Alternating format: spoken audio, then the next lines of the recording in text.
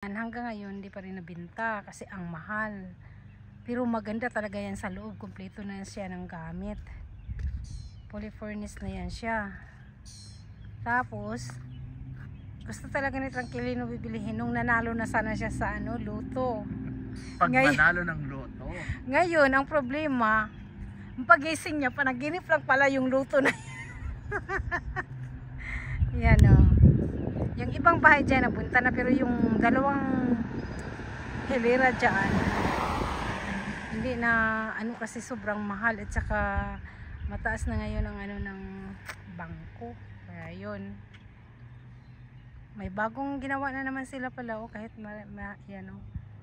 kahit hindi pa nabenta yung iba. Yung nila bahay dito parang bahay-bahay lang, tingnan mo. Hindi katulad sa Pilipinas ba na talagang solid. Kasi nga may bagyo sa Pilipinas, dito walang lindol, walang bagyo. Ayun. Doon.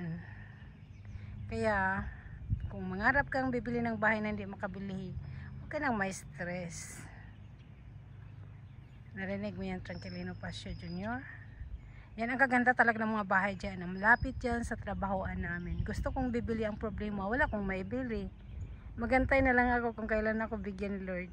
Bye-bye!